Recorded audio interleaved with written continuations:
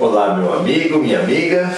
Hoje, continuando a nossa tarefa, o nosso trabalho, o nosso estudo, viemos pensar sobre a questão do julgamento e do perdão. Tão importante para essa humanidade de provas, expiações, que transita para a regeneração e que ainda diz não saber o que fazer para alcançar a regeneração. Vamos lá? Nessa passagem de hoje, Jesus estava sendo criticado como blasfemo pelos escribas por ter dito a um paralítico que os seus pecados estavam perdoados. E aí retruca o mestre, dizendo aos escribas: pois qual é mais fácil dizer, perdoados te são os teus pecados, ou dizer, levanta-te e anda? Ora, para que saibais que o Filho do Homem tem na terra autoridade para perdoar pecados, disse então ao paralítico: levanta-te, toma a tua cama e vai para a tua casa.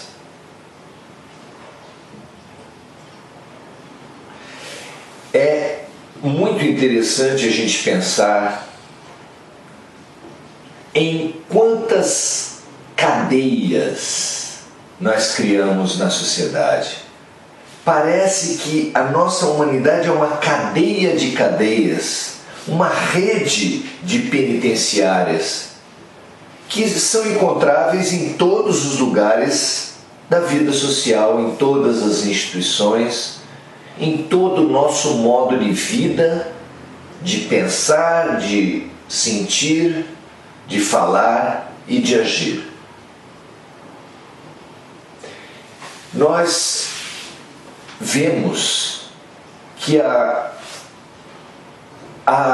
instituições, as instituições que nós criamos, como as penitenciárias, os manicômios, os asilos, os antigos orfanatos,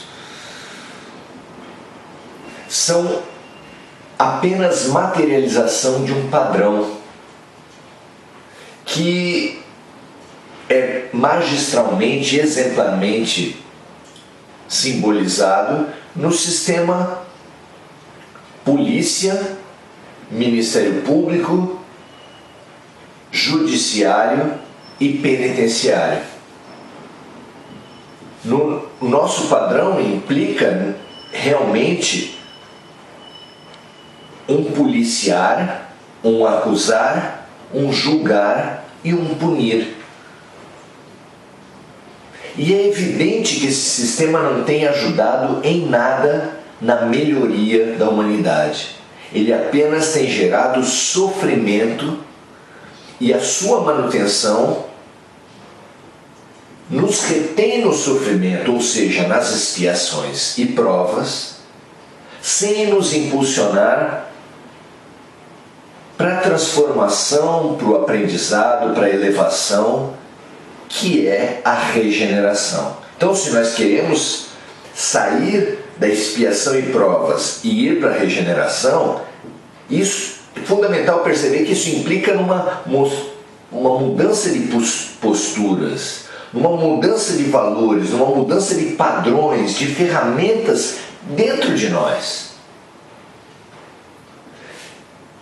É fundamental reconhecer essa prática reiterada, esse padrão, essa mania que nós temos de julgar a todo momento que nós estamos vivendo, nós estamos julgando. O mandamento mais difícil que existe é não julgar. Como assim não julgar? É impossível viver sem não julgar. Sem julgar, a maioria de nós fala isso. Mas será?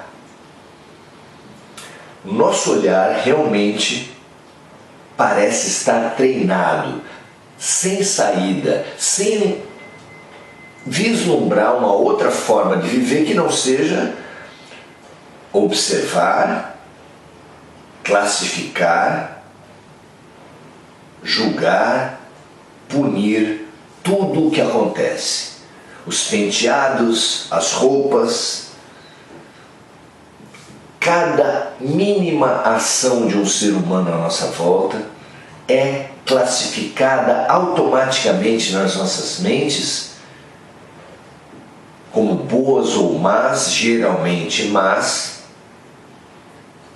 correspondendo a essa má atitude uma consequência, uma punição que nós rapidamente queremos aplicar a todos, a começar por nós mesmos, fazendo com que esse sentimento de culpa e de baixa estima seja praticamente universal, ainda que haja, sim, pessoas que são particularmente massacradas pela baixa estima e pela culpa, mas em algum grau, respondendo a elas de outra maneira, que não pela depressão, pelo entristecimento, pelo baixo protagonismo social, o fato é que todos nós, mesmo os mais ativos, os mais protagonistas, os mais aparentemente certos e firmes da sua postura, em grande parte tem na base da sua atitude, que julga, que pune, que classifica, que encarcera as pessoas em caixas e deposita nos lugares como uma máquina mesmo de industrial, quase a totalidade de nós, exceção que eu consigo vislumbrar apenas para os missionários de Jesus, de Deus que vieram ensinar o amor, à exceção apenas deles, nós estamos encarcerados nessa máquina. Para tudo nós policiamos, acusamos, julgamos e punimos. Joana de Ângeles, a mentora de Divaldo Pereira Franco, ao nos propor uma nova linha psicológica, uma nova maneira de ver o mundo, nos traz uma outra ferramenta, nos convida a uma outra ferramenta. Ao invés dessa tão enraizada e que a toda prova não melhora as pessoas, apenas pune, ela nos convida a uma outra ferramenta que teria como objetivo exatamente a regeneração. A regeneração através da aceitação, da compreensão. Porque hoje há, como partidos políticos mesmo, nos debates, nas redes sociais, nos processos eleitorais, nós estamos tomados por aparentemente duas teses inconciliáveis. Ou se julga, ou se compreende. Ou se pune com armas, ou se defende os direitos humanos. E, infelizmente, esse embate egoísta faz com que as alternativas se excluam. Quando há muito tempo nós sabemos que para criar uma criança você precisa de amor e limites. Quando todos os chefes sabem que para você coordenar um certo ambiente, você precisa acolher as pessoas nas suas necessidades, mas também apresentar às pessoas as necessidades coletivas. Porque todo mundo tem direito, mas o direito de cada um termina onde começa o direito dos outros.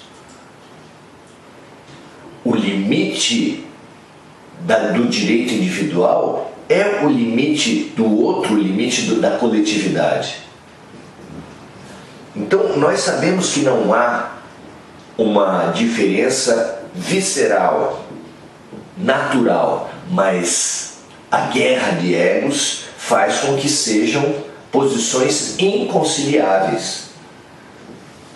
Quando Joana vem nos propor essa nova atitude, que partindo de nós pode gerar novas instituições, e gerando novas instituições vai gerar um novo mundo, um mundo de regeneração, nos dá a resposta para aquela nossa questão anterior, que é como nós nos habilitaremos ao mundo de regeneração. Porque é claro que é nos regenerando nessa ferramenta tão usada e tão inútil, tão fraca, tão impossível de ser utilizada para o aprendizado, para a transformação das pessoas, que é a punição, que é o julgamento, que é a acusação. Desde Moisés, 2000 e tantos anos antes de Cristo, que veio 2000 anos antes de agora, a humanidade já recebeu esse grande chamamento ao não julgar. Por que será? E por que será que nós não alcançamos? E mesmo os declarados mais fortemente cristãos continuam defendendo essa posição social baseada no julgamento. Por que isso? Porque nós teimamos em estabelecer na sociedade uma permanente competição, e na competição você tanto busca se elevar quanto rebaixar o outro. E Jesus deixou muito claro: aquele que se humilhar em nome de Deus será exaltado, e aquele que se exaltar será humilhado.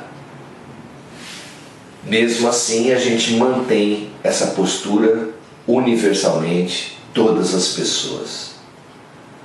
Como será a nova proposta? Como será a nova postura? E no sentido de que vai a nossa própria regeneração, que viabilizará a regeneração coletiva e viabilizará a nossa participação no mundo de regeneração. Olhar, sim, todas as pessoas, todas as atitudes, tudo que acontecer à nossa volta, nos observar. Mas para quê? Nos observar para aprender para nos transformar para nos regenerar. Refletir sobre tudo que acontece à nossa volta sem a necessidade de classificar em certo e errado, apenas observar permanentemente em todas as suas consequências, perceber o quanto o julgamento corta a observação. Quem classifica alguém como bom ou como mal interrompe o seu processo de observação. Façamos da vida um ato radical de observação, de aprendizado. Não estanquemos o aprendizado e a observação com classificações. Depois que a pessoa é boa, na visão tradicional, na visão infantil que tem predominado até agora, nada se pode esperar senão o bem. Depois que se classifica como mal, nada se pode esperar senão o mal. Só que não é bem assim. É fundamental nós continuarmos sempre observando todos os atos à nossa volta, sem classificações, sem interrupções. Quanto mais nós observarmos, entendermos todas as consequências dos nossos atos desarmônicos, a transformação vai acontecer em nós pela aceitação. Um alcoólatra só começa a sua cura por aceitando que é doente. Todos os doentes são assim. Nenhuma pessoa que se julga sadia vai até um médico. Nenhuma pessoa que se julga sábia a respeito de um assunto busca aprender esse assunto.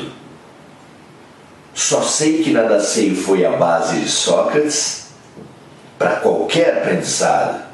Reconhecer-se e aceitar-se nas suas ignorâncias, nas suas insuficiências, é base para todo o crescimento.